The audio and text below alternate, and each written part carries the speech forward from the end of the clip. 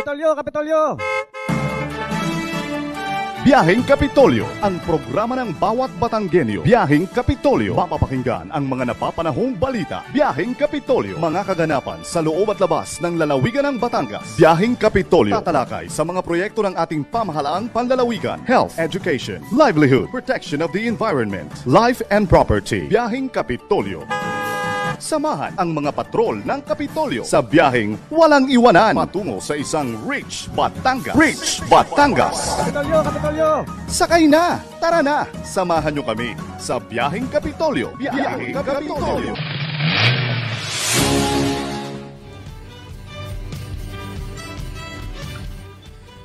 Ayan, magandang umaga sa inyo, dakilang lalawigan ng Batangas at syempre sa parte ng Southern Luzon kung saan tayo ay naaabot. Magandang araw po sa inyong lahat at syempre po, partner, panibagong araw na naman po ng pagbiyahe kasama ang inyong mga magigiting na kasangga at kaagapay sa paghahatid ng mga napapanahong balita at impormasyon. Dito lamang sa Thursday edition ng opisyal na programang Pangradyo ng inyong pamahalaang panlalawigan, ang inyong Biyaheng Kapitolyo. Ayan, salamat. At we are broadcasting live and alive dito po sa aming Facebook live streaming mula dito po sa PIO Media Center sa bagong-bagong gusali ng Health Information Management Building dito po sa Kapitolyo ng lalawigan ng Batangas. Magandang umaga sa iyo, partner. Yes, magandang umaga, Kuya Eds. Kumusta? Kumusta ang iyong umaga? You're looking good, ha, Kuya partner? Same to you, partner. Bukod ba sa nakasweldo, nakabonus na rin yata? Hindi ko pa nakikita ang laman ng aking ATM at kahapon daw ay igang-iga. Sabi ng mga kasama natin doon sa main building. Marami ba dyan? Kumusta ba ang mga bumonus? Meron pa ba?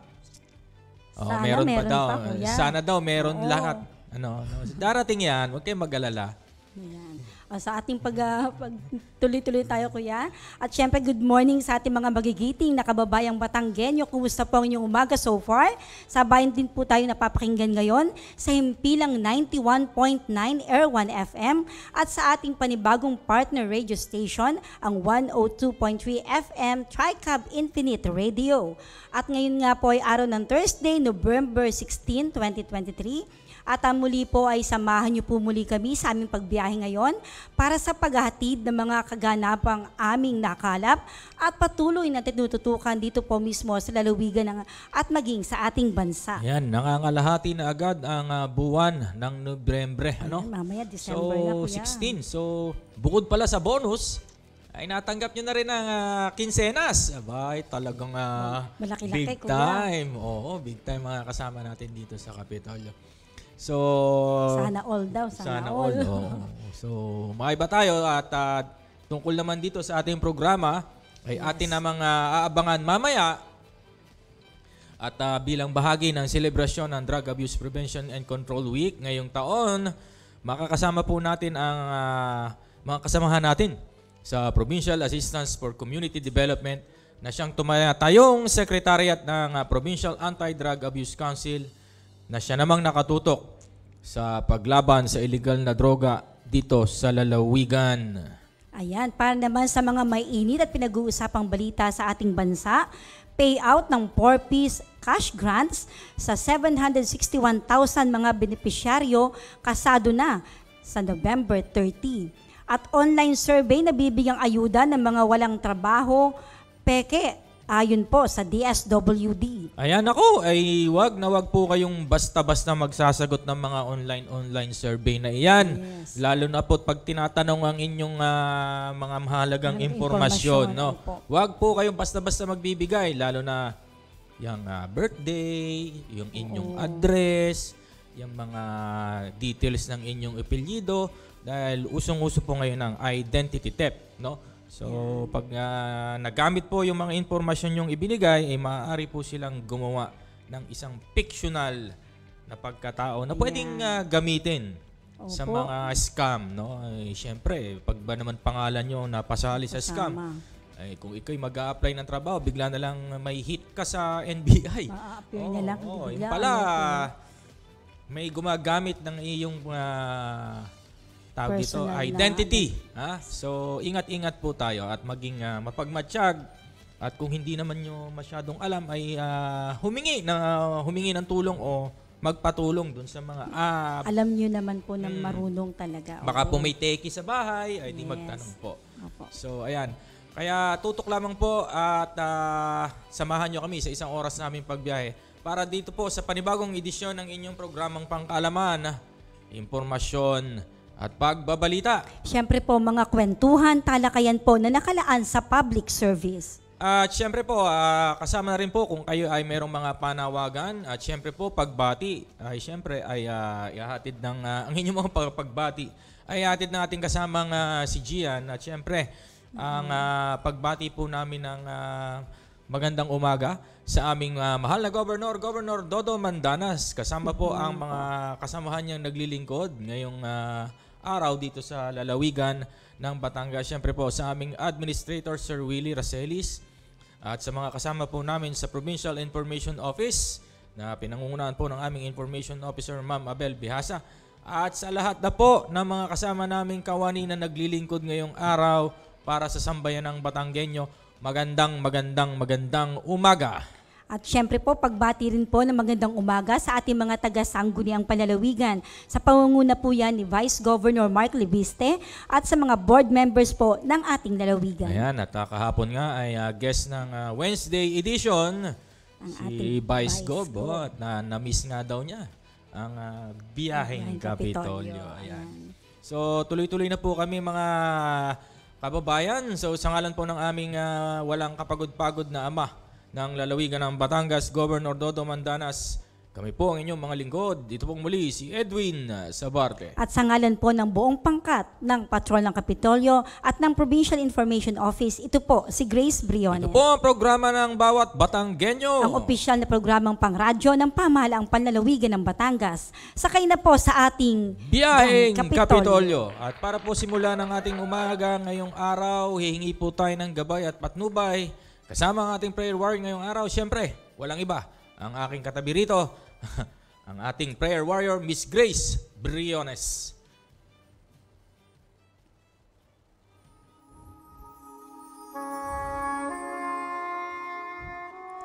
Panginoon, sa mga sandaling ito, nais naming magpasalamat sa iyo sa mga biyayang ipinagkakaloob mo po sa amin. Binigyan mo po kami ng mga biyayang higit-higit pa sa aming mga pangangailangan. Binigyan mo din po kami ng pamilya, mga kaibigan, na mga kumakalima at nagmamahal sa amin. Sila ang tanda ng iyong dakilang pag-ibig sa amin. O Panginoon, maraming salamat sa pag-iingat mo sa bawat isa at lalo na sa patuloy mong pagpapatawad sa kabila ng paulit-ulit naming pagkakasala. Pinangangalagaan mo kami laban sa panganib. Tinutulungan mo kaming magawa ng tama at nagpapadala ka ng mga taong aagapay at karamay namin sa araw-araw na pamumuhay. Sa iba't ibang paraan, pinadarama mo po sa amin ang iyong presensya. Nag-uumapaw ang aming puso sa pasasalamat para sa iyong pagpapala at pinapanatili kaming ligtas ang mga mahal namin sa buhay. Tunay kaming mapalad dahil walang sawa ang pagmamaliw ang iyong pag-ibig. At huwag sanang malimutan naming ipakita ang aming pasasalamat sa panalangin at paggawa ng mabuti sa aming kapwa. Naway patuloy mo po kaming samahan, gabayan, mahalin at pagpalain. Sa iyo, Ama, ang aming pagpupuri. Amen.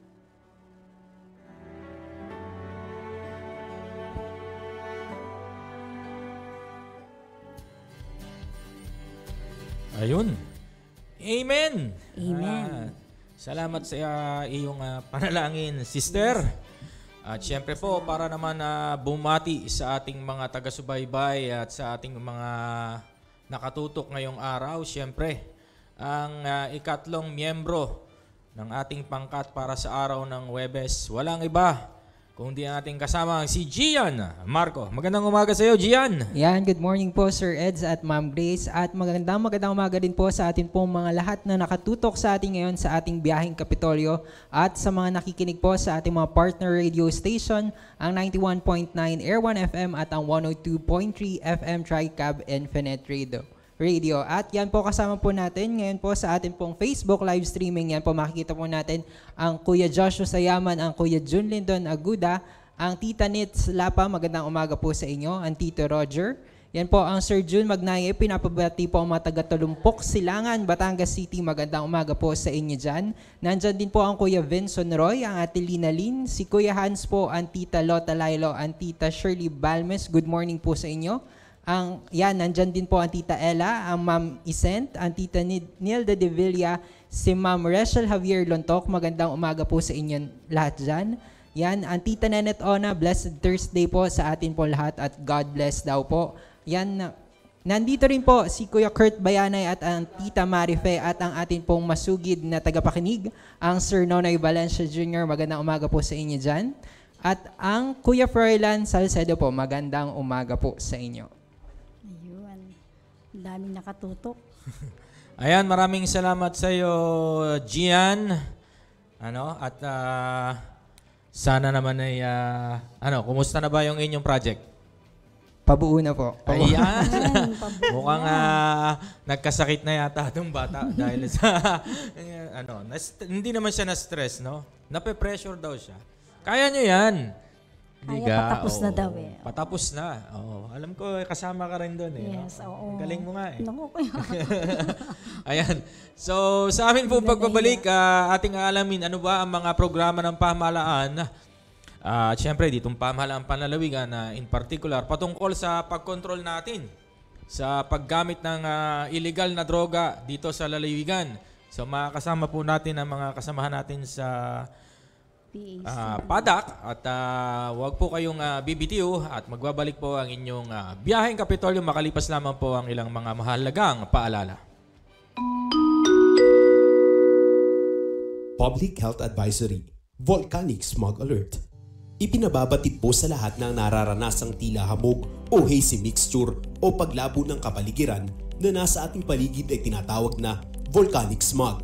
Maging mapagmasid at gawin ng mga kaukulang paghanda patungkol sa binubugang usok ng Bulkang Taal na maaaring makaapekto sa kalusugan lalo tigit sa mga may kasalukuyang karamdaman gaya ng hika, sakit sa puso o sakit sa baga, lalo tigit sa mga may edad, mga sanggol o bata at mga buntis. Ang volcanic smog ay isang mapanganib na kombinasyon ng sulfur dioxide gas at iba pang volcanic gases na humahalo sa atmospheric oxygen, moisture, alikabok at sikat ng araw. Maliit na particulate matter na resulta ng aktibidad ng bulkan. Maaari itong magdulot ng problema sa paghinga at iba pang sakit sa kalusugan, lalo na sa mga mayroong mga existing na kondisyon sa baga. Narito ang ilang hakbang para pangalagaan ang inyong kalusugan. Ilimit ang mga outdoor na aktibidad upang mabawasan ang pagka-expose sa volcanic smog. Magsuot ng face mask, lalo na kapag lumalabas ng bahay, upang mabawasan ang paghinga ng makakasamang particulate matter. Ihanda ang mga maintenance na gamot at mga pangunang lunas. Siguraduhin nakasara ang pinto at bintana upang maiwasan ang pagpasok ng volcanic smog sa inyong tahanan.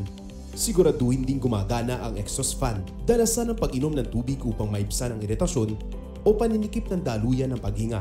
Magpatingin o tumawag agad sa doktor o sa barangay health unit kapag makakaranas ng matinding epekto. Subaybayan ang mga update mula sa lokal na mga otoridad para sa pinakabagong impormasyon at tagubilin ukol sa kaligtasan. Ang inyong kaligtasan ay mahalaga sa amin.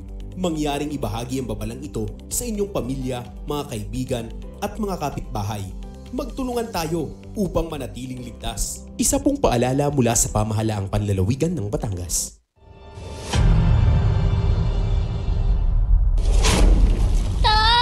Lumilindol po! Anak, magtago ka sa ilalim ng mesa! Ang lindol or earthquake ay ang pagginig dulot ng biglang paggalaw ng mga bato sa ilalim ng lupa. Paano maiiwasan ang sakuna sa panahong ito? Una, alamin ang ligtas na lugar sa bahay, paaralan at opisina. Kung lumindol, gawin ang drop, cover and hold. dumapa sa lupa o sahig, magtago sa ilalim ng matibay na mesa at humawak sa paa nito. Pangalawa, kung nasa labas ng bahay, humanap ng lugar na malayo sa mga gusali, puno, poste ng kuryente at anumang mga bagay na maaaring bumagsak. Pangatlo, manatili sa loob ng bahay hanggang sa matapos ang pagyanig at siguraduhing ligtas ng lumabas ng bahay. At ang huli, bumalik ng bahay kapag may anunsyo na ni DRRMO, kapitan at iba pang lokal na otoridad. Maging listo, sa kamay mo nakasalalay ang kaligtasan mo. Ito ay hatid sa inyo ng Batangas Provincial Disaster Risk Reduction and Management Council at ng himpilang ito. Aray, ano ka namang lamok to? O anak, bakit? Nakagat po kasi ako ng lamok. Naku, huwag ka magpakagat sa lamok. Uso na naman ngayon ng dengue, anak, lalo na ngayong tag-ulan. Dengue? Ano ka po yung dengue, Nay?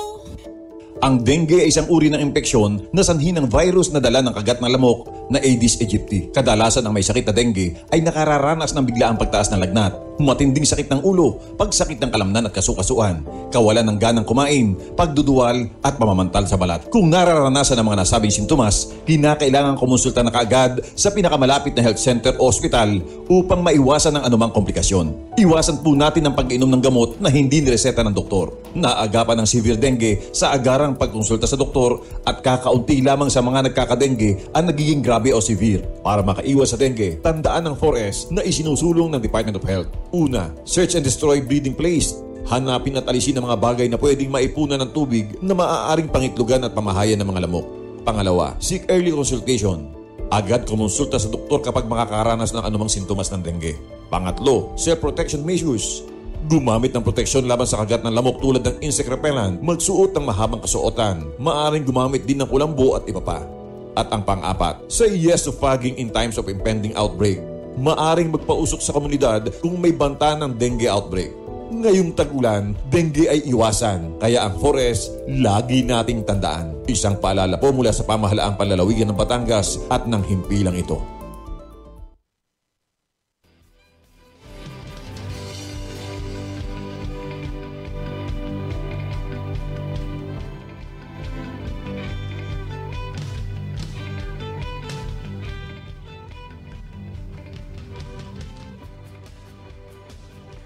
Ayan, at kayo po ay patuloy na nakatutok sa ating biyaheng Kapitolyo. At usapang illegal na droga muna tayo ngayong araw. At yung iba ay talagang, ano ba, hindi na natapos-tapos yung problema sa droga. Ayan nga. At nung taong 1973 nga po, ay inilabas ang Presidential Proclamation number 1192 na nagdedeklara ang 3 linggo ng Nobyembre ng bawat taon bilang Drug Abuse Prevention and Control Week sa ilalim ng tangkilik ng Dangerous Drug Board. Layon itong isulong ang kamalayan ng publiko, siyempre sa laban sa masasamang epekto ng paggamit ng illegal na droga, gayon din ang pakikipagtulungan ng publiko sa kampanya ng gobyerno laban dito sa droga. Ayan. Kasamang EDS, para po bigyang kaalaman tayo patungkol po sa obserbasyon ng DAPC Week 2023, inimbitahan po natin ang tanggapan ng Provincial Assistance for Community Development o PACD na siyang tumatayong secretariat po ng Provincial Anti-Drug Abuse Council o PADAC na siya namang tumututok sa pagsugpo sa illegal na droga dito po sa ating lalawigan. Makakasama nga po natin ngayong Thursday Talk si Sir Diosdado Macapagal, Diosdado Macalintan, Assistant Department Head. Siyempre may patawa pa. At si Ms. Abigail Coronel Panopio na siyang Community Affairs Officer 3 ng PACD. Ayan. Sorry po kasi ang ating alam mo na topic ay iniisip droga. Ay seryosong bagay ko yun. Ayan, ginawa mong presidente si Sir Dado. Ayan. So, magandang umaga po sa inyong dalawa. At noong Monday nga ay narinig namin at nakita ang inyong presentasyon. Kaya naman kami biglang nagkaroon ng idea. Bakit hindi natin imbitahan ang aking mabuting kaibigang si Sir Dudes at si Ma'am Abby tungkol nga dito sa Drug Prevention Week na ginaganap. Hindi lang naman dito sa lalawigan to, sir. Buong bansa ito. Sa buong bansa ito. So, bago po yan, siyempre, bibigyan ko muna kayo ng ilang backgrounder at ano ba at sino ba ang mga, kumbaga dito sa Batangas, ang pasimuno nitong paglaban sa droga. At Sir Dado, sa inang unang tanong, ibahagi nyo naman po ang tungkulin ng inyong tanggapan bilang kayo po ay tumatayong sekretariat nitong Provincial Anti-Drug Abuse Council. Okay, so siguro bago ko sagutin si Sir Edwin, ay babati muna ako sa ating mga tagapakinig dito sa ating biyaheng Kapitolyo. So binabati po namin ang ating 5 city anti-drug abuse councils, 29 na municipal anti-drug abuse councils, at ang ating 1,078 barangay anti-drug abuse councils ng lalawigan, at ang iba pang mga sumusubaybay sa ating programa ng biyaheng Kapitolyo. Magandang umaga po sa inyong lahat. Well, ang aming pong tanggapan, ang PACD, ito po ang gumaganap bilang secretariat ng ating Provincial Anti-Drug Abuse Council. Ito rin ang gumaganap bilang chair ng Technical Working Group ng ating PADAC. At ito rin ang gumaganap bilang focal office o ika nga ay yung punong abala kung pag-uusapan ay mga serbisyong ipinapatupad ng lalawigan na may kinalaman sa pagsugpo sa illegal na droga. Ayan. So, sino-sino po ba itong mga member ng PADAC at sino po ba yung bumubuo noong konseho? Okay, sa atin sa provincial level, yung ating PADAC, ito ay binubuo ng mga may kinalamang tanggapan sa pamahalaan panlalawigan, gayon din sa pamahalaang nasyonal. At kabilang din sa ating mga miyembro nito, ang lahat ng ating mayor, ang 34 na mayor ng ating lalawigan. So, ayun. So, ito po pala ay kumbaga binubuo ng ilang mga tanggapan dito sa Kapitolyo. Siyempre, mga law enforcement agency at yung mga tawag dito, mga local government units. Banggitin ko na, Sir Edwin, sa provincial government, andyan ang ating PSWDO. Oo. Andyan ang ating PHO. Andyan ang ating, of course, PIO. Siyempre. Kami sa PACD bilang secretariat. At ang ating PIPOS, kasama din natin. Sa national naman, siyempre, hindi nawawala dyan ang ating PIDEA. Ang ating PNP. Well, sila ay ilan lamang. DepEd, kasama rin natin. DILG. At sabi ko nga kanina, ang lahat ng mayor ng ating 34 na bayan sa lalawigan. Kasama rin natin. Ayun, kasamang Grace, baka Yes, ikay may opo. katanungan. Sir, ilan nga po ang inyong mga pinatutupad na programa na nakatuon po sa drug abuse prevention, nagbibigay po ng mga technical assistance, gaya po ng mga trainings at seminars, at ano po ba itong mga training seminar at sino-sino po ang mga naging panauhin dito? Yes, sir. Well, tayo bilang sekretariat ng konseho sa provincial level ay may mga gawain na ating ipinapatupad doon sa 3 kapanahunan ng pagtugon sa gawain ito. Doon sa prevention, sa law enforcement, at saka sa rehabilitation. Sa prevention pa lang ay madami-dami na din yung ating mga gawain tulad ng pagsiguro sa lahat ng mga may kinalamang tanggapan, concerned agencies and offices na kanilang naipapatupad yung inherent function nila na may kinalaman sa anti-illegal drug campaign na ito. Sa prevention pa lang yan, Yes, sir. at ito ay isa sa mekanismong ginagawa namin para sa epektibo at episyenteng pagpapatupad nito ay ang buwan ng pagkasagawa ng pagpupulong ng technical working group at saka ng mismong konseho ng PADAC. Ito ay quarterly, hindi buwanan, quarterly ito. At doon pa lang sa technical working group ay tinitingnan natin kung ito ba ay naipapatupad nila ng maayos sa kanilang mga counterpart at the city municipal ADAC level. At kung mayroon mang mga ikangay usapin, issues and concern, o kaya ay mga ilan dapat ay ma-address, ito ay bilang sekretariat, ito ay ating itinataas sa level ng konseho, ng PADAC mismo upang kanilang matugunan ng kaukulang aksyon. Yes, sir. Kumusta naman po yung inyong pakikipag-coordinate sa iba't ibang mga ahensya? Na mahirap po ba o lahat po ba ay nakikisama o nakikipagtulungan sa ating tanggapan? Salamat, Grace, at napakaganda ng tanong mong yan. Natutuwa ang sekretariat, ang aming tanggapan, sapagkat lahat ng miyembro ng ating technical working group and that of our konseho ng council ay talaga namang andon yung level, mataas ang level ng partisipasyon dito. Lahat ay nagkakaisa, sumusuporta, sapagkat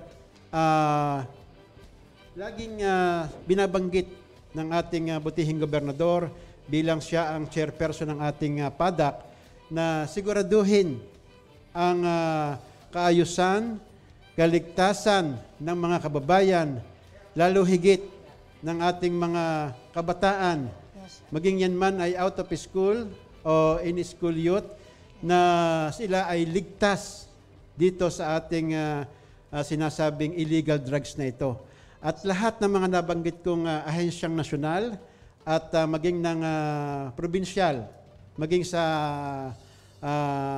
kadak-madak natin, sila lahat ay talagang tumutugon, nagpapatupad ng mga kinakailangang programa upang nasa ganon, masiguro ang kaligtasan ng ating mga kababayan. Buhat sa illegal. Siguro po, Ma'am Grace, tagdagan ko lang yung sabi ni Sir Dado, no? So within this year po, nag-conduct po kami ng consultative meeting sa 8 bayan na, kumbaga, kailangan ng tulong natin, no, ayuda.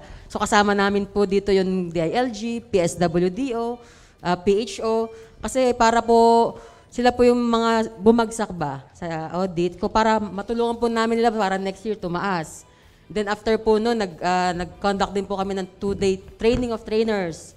Ang naging participants po namin dito is mga focal persons ng ating mga LGUs and their counterparts sa municipal and city health office. No, so last September, and recently concluded po yung amin po talagang binadgetan ang pagpapa-accredit ng ating mga CMHOs bilang drug dependence examiner. So yan po yung mga activities na ginawa po na initiative po ng aming ng PAC, the Secretary. Alam po, kabahagi ito nung ginanap na 5 araw na training doon yata sa may PDRRM mo kung saan. Yes, sir. Yung mga tawag dito, involved ang mga health officials, no? Kasi kung titingnan natin itong pagkakalulong sa droga, ay ito isang medical na issue. Hindi lang itong issue pang lipunan, ay issue pang kalusugan din ito. Dahil epekto yung paggawa ng hindi mabuti o pagbagsak ng katawan dahil nga sa mga issue o dulot nitong mga chemical na ginagamit. Iba namang, di ba? Alam naman natin ang very popular na shabu o methamphetamine na hydrochloride. Yan ang drug of choice ng iba nating mga kababayan. So sir, total naman ay anti-drug abuse week ngayon. Ano ang mga programang nailatag ng inyong tanggapan sa lalawigan para sa kabuuan ng linggong ito? Well, sa ating selebrasyon ngayong taong ito ng ating ngayong week-long observance ng anti-illegal drug campaign week na ito, na may tema na People First. People First, Stop Stigma and Discrimination and Strengthen Prevention. Napakaganda nitong temang ito at talagang ito ay nagsisilbing inspirasyon. Hindi lamang sa pamahalaan panlalawigan o sa level ng PADAC, manapay doon sa ating mga counterpart at the city municipal level, kahit sa grassroots level, na siguraduhin, mas palakasin pa yung kampanya sapagkat mahalaga na yung isang ikangay nagkamali at sumailalim na sa programa ng rehabilitation ay hindi na muli pang magbalik sa pagiging lulong sa illegal drugs. Kaya ang sabi dito, stop stigma and discrimination. Ibig sabihin, yung coordination ginagawa namin at our counterpart sa city, municipal, and barangay level ay talaga namang ikangay gumaganap. Sapagkat mahalaga ang role nila upang masigurong hindi na muling babalik pa sa pagiging drug addict ang kung sino man yung sumailalim na sa lalo rehabilitation. na Sir Dudes, no? Kapag ikaw ay kilala na naging addict sa inyong barangay, ay pag tinanong ay sino ba yung anak ika ni kasamang Grace? Yung addict. Kumbaga gusto na magbago na yung tao eh. So kung ako yung sasabihin niya ng iba diyan, gayon din lang pala tawag sa akin eh. Di ka? So, isa po yung napakasakit dahil aminin natin, yung stigma talagang napakahirap niyang alisin. So, kami po ay nagagalak na may ginagawang hakbang ukol dyan ang ating pamahalaang panlalawigan. So, talagang holistic approach na to na talagang mentally, physically, spiritually ang approach ng ating pamahalaang panlalawigan. Yun po, Sir Edwin, ay tuloy-tuloy all throughout the year. Hindi lang ngayong mayroon tayong observance, so week-long observance, sa halip taon-taon, tuloy-tuloy po yon sa buong taon. So ito po ay kumbaga, itong week na ito lang ay ha-highlight natin na may ginagawa tayo. Maiba ako, Sir, bukod po sa pagmamonitor natin ng mga pamayanan, lalo na itong mga LGU, lalo na sa barangay, ay paano ba natin na i-deklara na ang isang lugar ay drug-free na?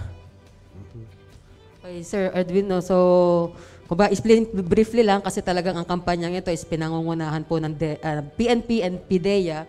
So sa pagkakaintindi ko po, itong Barangay Drug Clearing Program, so ito po yung parang kanilang ginagawa upang ma-measure ang level po ng drug affectation ng isang barangay. So nandiyan po yung kung barangay po ba is slightly affected, moderate, severely. So and then sinisigurado din po dito na yung ating pong mga surrenderers ay may talagang kaakibat na intervention. So hindi lang po huli lang. Kailangan talaga meron po tayong kaakibat na intervention dito. Hindi pwede natin silang So hindi po madali. Hindi. Bukod sa kailangan mong syempre sa unang huli ay syempre kulong muna. So may proseso 'yan na aalisin sila sa kulungan. Mapwera na lang kaya sila hinuli, nag-drugs na ng hold up. Ayun. Pero kung so yung ating po pinag-usapan dito yung mga surrenderer. Iba po yung huli. Doon sa mga mismong surrenderer naman. Yung parang nagbabalik loob. Kumbaga, ayaw na namin. So tulungan nyo kami.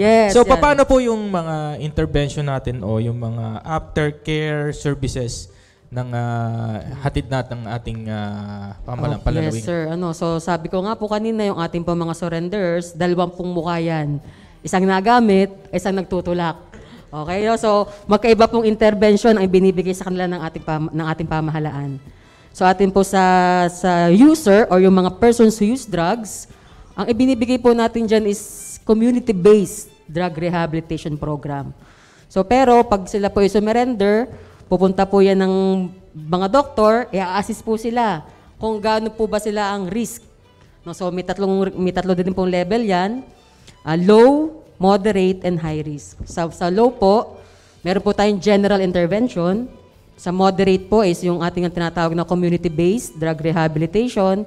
And then pag nag-high risk ka po, sa naman yan, i-assist ka pa uli, doktor uli, kung gaano ang iyong substance disorder naman, kung anong pagkalulong mo, level naman, tagang per level ito. So pag ikaw high risk, pag na-assess ka po ng ating mga drug dependence examination na doktor, na accredited po ng DOH, pwede ka rin pong pumatak sa low.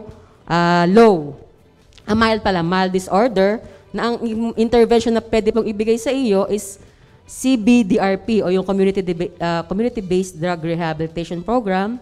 At kung moderate ka naman po, ito na po yung papasok na yung mga rehabilitation centers. Pero, Pag moderate, pwede kang outpatient, ang tawag nila. So hindi ka okay lang na hindi ka magstay doon. Pero pag talaga pong mataas po ang inyong substance disorder, kailangan na po talaga ng intervention ng mga rehabilitation facilities. Apo.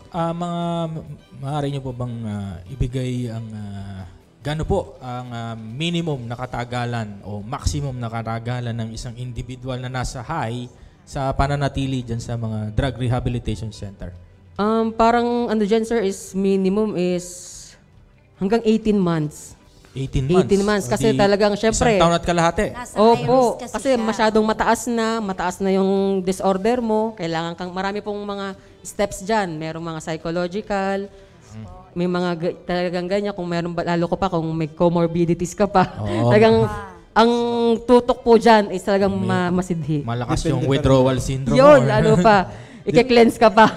Depende pa rin yun sa evaluation yan. Pwedeng 6 months lang. Pwede namang umabot din ng 18 months. And yun yung nasa level ng rehabilitation phase. Yung tanong mo, sir, kanina na aftercare, yun yung sunod na level after ng rehabilitation.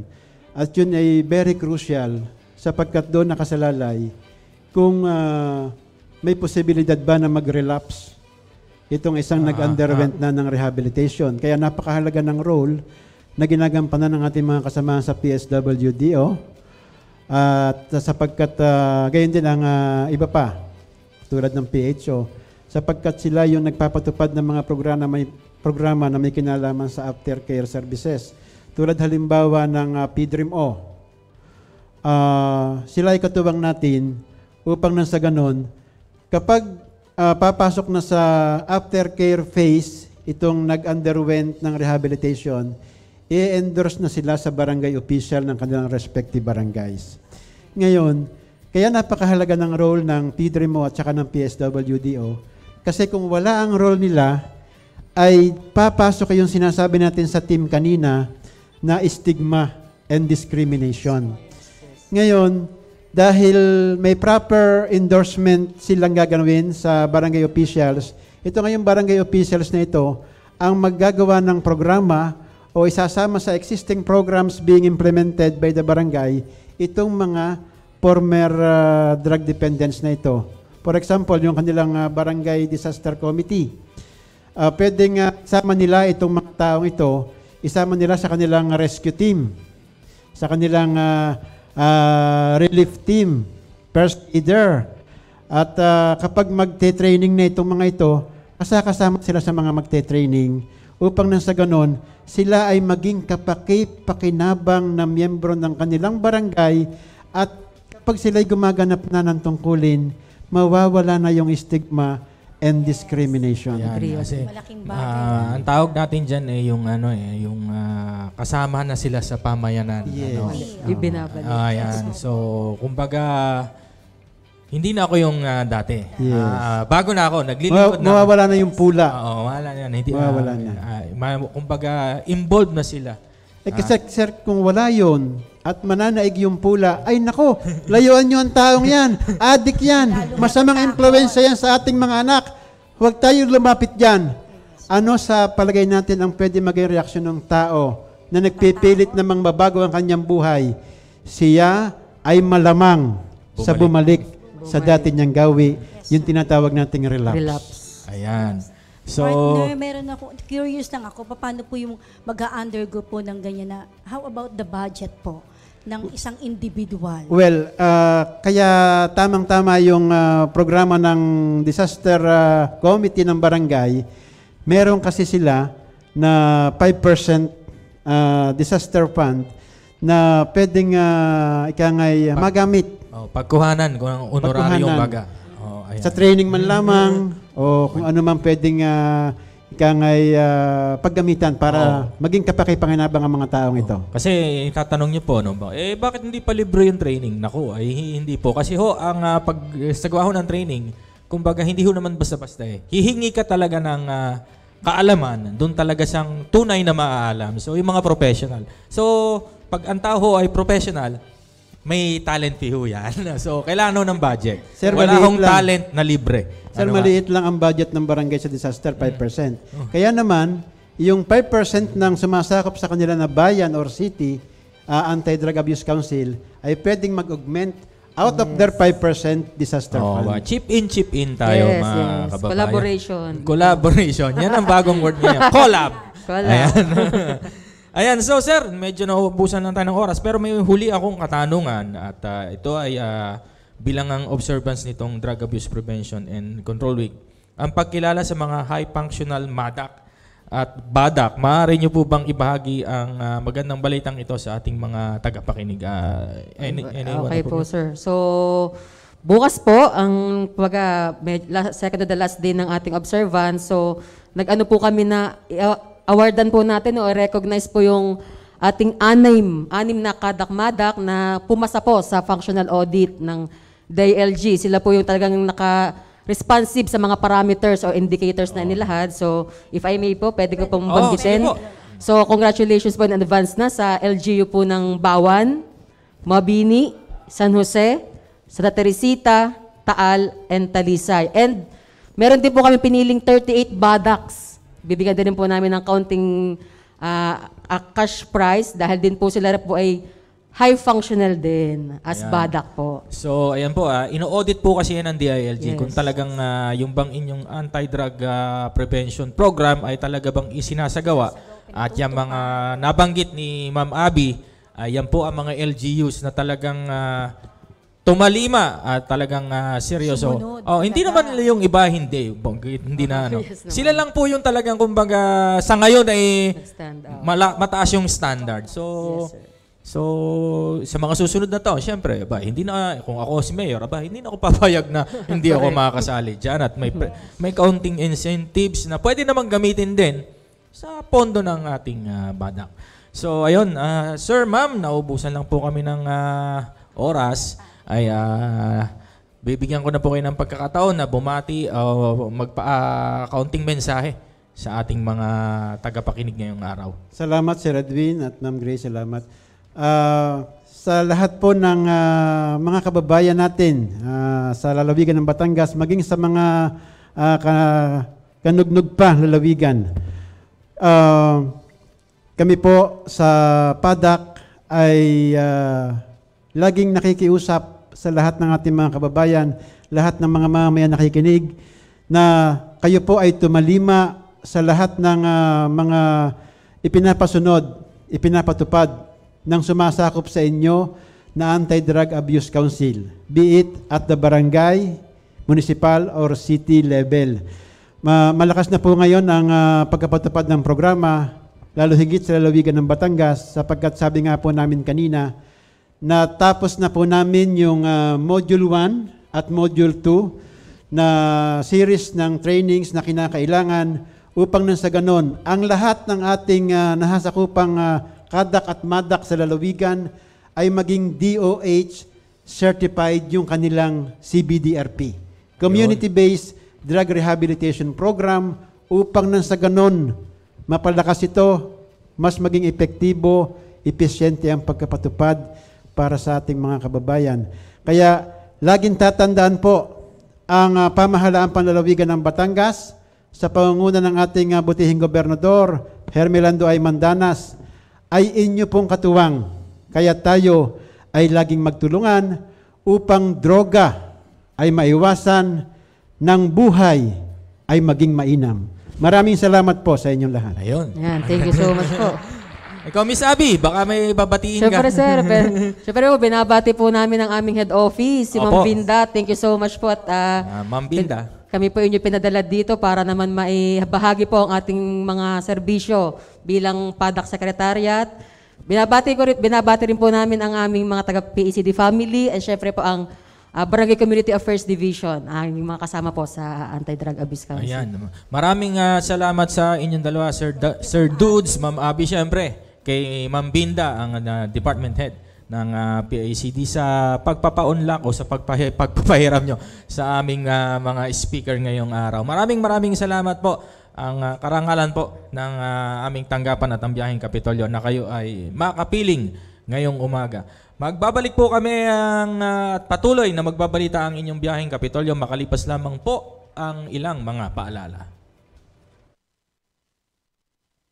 Today, we move further towards a brighter and healthier future with the launching of this year's Drug Abuse Prevention and Control Week. I join you in the observance of this event, institutionalized by virtue of Proclamation number 1192 by my father, President Ferdinand Marcos, in 1973. I therefore acknowledge and greatly appreciate the determined efforts of the Dangerous Drugs Board to continue this very important legacy. I look forward to the board's more active participation in our fight against illegal drugs. Let us all work together to curb drug dependence among our affected citizens and facilitate the reintegration of persons with records of substance abuse to society. I wish everyone a meaningful occasion and a drug-free and promising tomorrow for the Filipino people. Mabuhay ang bagong Pilipinas.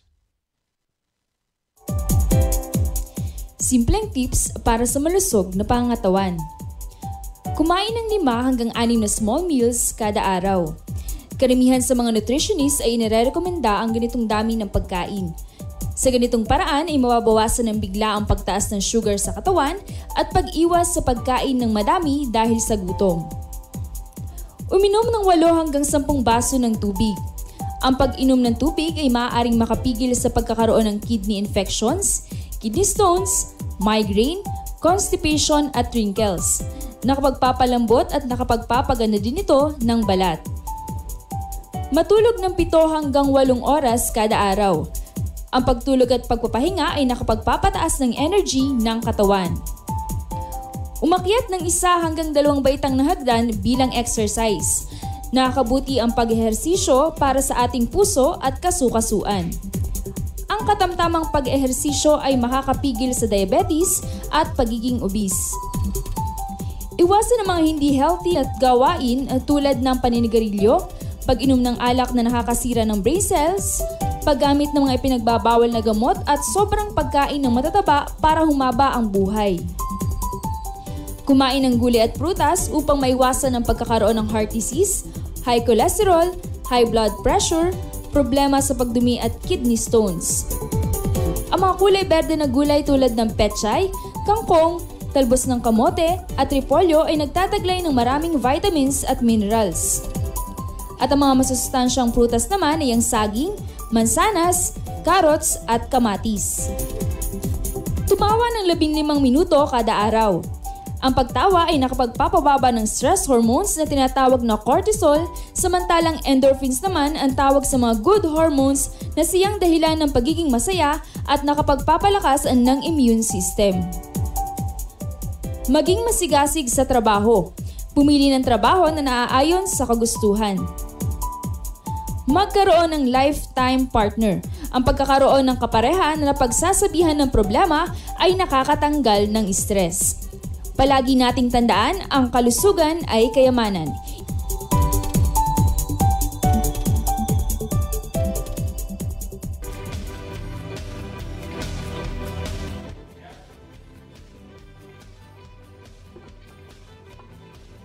Ayan, at muli pong nagbabalik ang inyong biyaheng Kapitolyo. Nako, ang dami ko pang mga gustong itanong kay Sir Dudes. Ay talaga lang mauubusan na tayo ng oras. At Siyempre, ang usaping droga, kuya, ay talagang hindi na natapos-tapos. yan. Hindi na makakita kung saan ginagawa yan. So, samantala, tuloy-tuloy tayo ngayong umaga. At bago po nga tayo magtuloy-tuloy sa ating pagbiyahe at makarating sa ating destinasyon ngayong araw. Yes, tunghayan po muna natin ang ilang mga naging aktibidad ng ating Governor Hermelando Mandanas nitong mga nakaraang linggo. Narito po ang kanyang mga aktibidad. Tunghayan po natin. Sa nakaraang linggo ng makadiyos, makatao at makakalikasang paglilingkod, araw ng Biyernes, 10 ng Nobyembre, opisyal nang nilagdaan ni Batangas Governor Hermelando Mandanas at Lipa City Mayor Eric Africa ang Memorandum of Agreement para sa paglipat ng pamamahala at operasyon ng Lipa City District Hospital mula sa pamahalaang panlalawigan ng Batangas papunta sa pamahalaang panglungsod ng Lipa. Ayon sa gobernador, ang kasunduang ito ay ang kauna-unahan sa kasaysayan hindi lamang sa lalawigan ng Batangas kundi sa buong Pilipinas. Sa ilalim ng Principle of Subsidiarity, nabibigyang diin ang devolution of basic services at local autonomy ng local government units. Katulad ng pamahalaang panlalawigan ng Batangas, kabilang dito ang mag-devolve ng mga responsibilidad para sa pagkakaloob ng mga pangunahing serbisyo at pasilidad na kinabibilangan ng mga serbisyong pangkalusugan ng Lipa City District Hospital na sisimulan ng pamunuan ng pamahalaang panlungsod ng Lipa pagsapit ng unang araw ng taong 2024. Ang kasunduan ng pagsasali ng pamamahala at operasyon ng LCDH mula sa pamahalaang panlalawigan ay bilang pagtugon at pagsuporta ng Batangas Governor sa devolution ng mga serbisyong pangkalusugan, gayon din sa inisyatibo at liham ng City Mayor ng Lipa na pamunuan at tanggapin ang responsibilidad sa paghawak at pamamahala sa naturang ospital. Lubos naman ang naging pasasalamat ni Mayor Africa kay Governor Mandanas at sa buong pamunuan ng Kapitolyo sa napakalaki at pambihirang pagkakataon na mas mapaglingkuran ng mga kababayan, lalo't higit sa usaping pangkalusugan, kasama ang tiwala at suportang inilaan nito sa alkalde at sa kabuuan ng pamahalaang panlungsod na aniya ay bahagi ng kanyang malawakang programang pangkalusugan para sa lungsod ng Lipa. Kabilang sa mga dumalo sa naturang paglagda sina 6th District Board Member Lidio Lopez, 6th District Board Member Aris Emmanuel Mendoza, 3rd District Board Member Fred Corona, 4th District Board Member Jess De Vera, 2nd District Board Member Arlene Magboo, PCL President Bukal Melvin Vidal, Lipa City Vice Mayor Camille Lopez, Provincial Administrator Wilfredo Racelis, Chief of Staff Mrs. Maria Isabel Behasa, Provincial Health Officer Dr. Rose Velinda Osaita, mga konsehal ng lungsod ng Lipa at miyembro ng Provincial Local Health Board. Naging saksi rin sa pagtitipon ang kanilang mga opisyal at kawani ng pamahalaang panlalawigan, pamahalaang panlunsod at Lipa City District Hospital.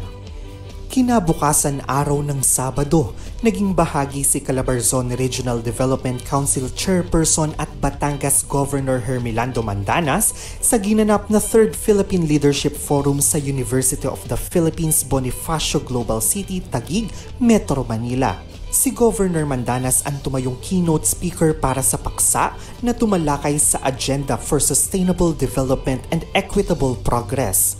Nagsilbing panelist at reactor sa naturang keynote address ng gobernador ang ilang mga kilalang individual sa larangan ng pamamahala, ekonomiya at akademya. Ang Philippine Leadership Forum ay isang pagtitipon na may layuning matalakay ang ilang mga kasalukuyang issue sa larangan ng sosyo-ekonomiko, politika, teknolohiya at pamamahala. Inaasahan dito ang pagbuo at pagbalangkas ng mga plano at polisiya na magsisilbing gabay para sa kahusayan sa pamumuno at pamamahala nang sa gayon ay makatulong ito sa paglikha ng isang mas maunlad na bansa. Pagkatapos niyon sa kaparehong araw, personal na dumalo at naging panauhing pandangal ang Batangas Governor sa isinagawang 62nd anniversary at 63rd induction ceremony ng Lions Club International District 301A2 Batangas Lions Club Incorporated na ginanap sa Mother of All Asia Tower of Peace sa Monte Maria International Pilgrimage and Conference Center sa Monte Maria, Batangas City. Binigyang diin ni Governor Mandanas sa kanyang mensahe ang pananatili ng Lions Club International sa misyon nito na magsilbing kaagapay sa paghatid ng humanitarian services sa iba't ibang larangan, kabilang ang mga serbisyong pangkalusugan at kagalingang panlipunan. Nakasama ng gobernador sa naturang pagtitipon ang kasalukuyang Batangas Lions Club President Arnold Gutierrez at ang Lions Club International District 301A2 Governor Rodante R. Bico. Bukod sa maraming mga aktibidad at pagpupulong na personal na dinadaluhan ng gobernador, tinitiyak din ito na nabibigyan ng pagkakataon na makadaupang palad ang mga bisitang nagtutungo sa kanyang tanggapan. Malugod niyang tinatanggap at kinakausap sa kanyang tanggapan ang mga individual at grupo na nagpapaabot ng kani-kanilang mga pakay at pangangailangan. At ito ang mga naging aktibidad ni Governor Mandanas nitong nakaraang linggo sa patuloy na paghahatid ng magiting na serbisyo publiko para sa bawat Pilipinong Batanggenyo.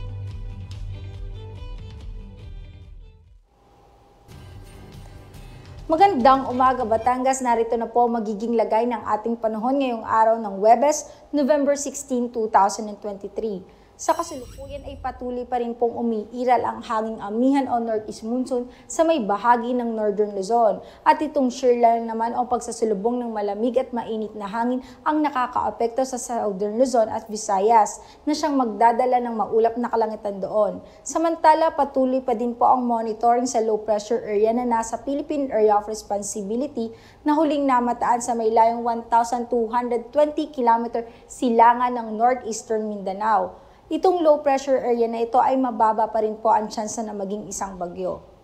Para naman po sa probinsya ng Batangas ay makakaranas po tayo ng maaraw papunta sa bahagyang maulap na kalangitan na sasamahan ng maliliit na tsansa ng mga kalat-kalat na pag-ulan. Sa Hilaga, timog parte ng Batangas ay may 55% tsansa ng pag-ulan. Sa silangang parte ay may 23% tsansa ng pag-ulan, samantalang sa kanlurang parte ng Batangas ay may 6% tsansa ng pag-ulan. Kaya paalala po natin sa ating magigiting na kabataan na magdala ng pananggalang sa init at sa mga posibleng pag-ulan.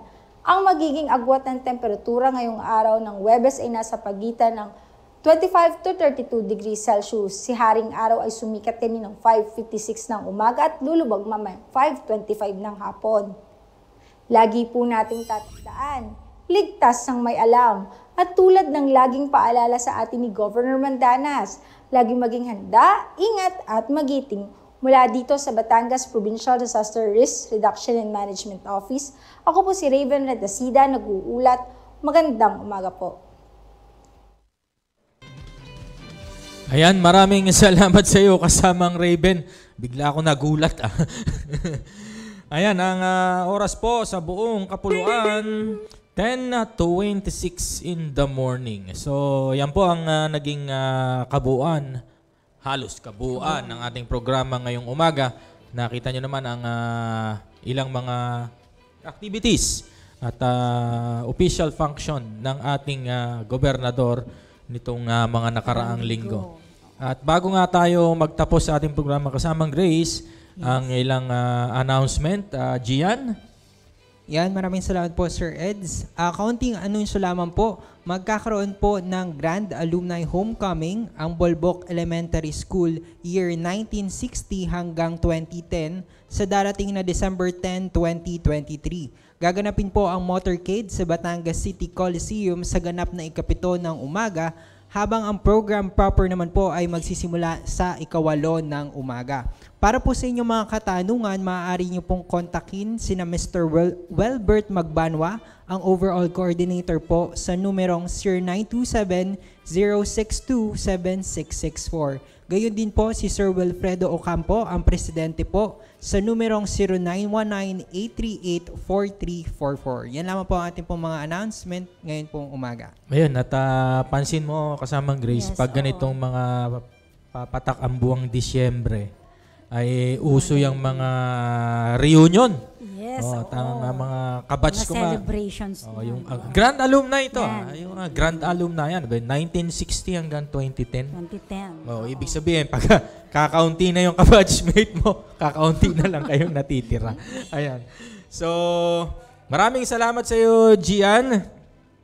At syempre po, ang pasasalamat natin sa mga naging panauhin natin kaninang umaga. At babatiin ko na po si Ma'am Binda. Maraming salamat po sa pagpapaunlak sa aming imbitasyon na maging parte ng programa ngayong umaga ang inyong mga focal persons dyan sa PADAC. So, uunahan ko na kayong dalawa. Binabati ko nga pala ang mga kababayan ko dyan sa bayan ng Nasugbu. At syempre sa mga kasama natin na naglilingkod doon sa local government unit. Magandang umaga po sa inyo dyan. Kasamang Grace, baka may babatiin ka. Syempre binabati ko ang aking anak na nakikinig dyan sa San Jose, si Renz, dahil sila ay malapit na ulit ang katatapos lang ng exam. So, anong grade na ba? Muna. Anong grade na ba si Renzo? Grade 10. Ano ba pag grade 10? Fourth year. Fourth year high school na. Okay. So, magpahinga naman. Siyempre, malapit na may sem break? Hindi naman sem break. Kumbaga, katatapos na ng exam. Ayan. So, relax naman muna. Ayan. So, good luck sa iyo, Renzo. Sabi nga ng iyong mother dito matangkad ka pa raw sa kanya ngayon. Ano? Talagang bibilis Ang bilis ng panahon. ng mga bata ngayon. At napansin ko, Kuya Eds, pareho tayong naka-blue at ginugunta siguro natin ang ating Children's Month. Oo. Kami po ay bilang pag-obserbasyon ng Children's Month celebration ngayong November.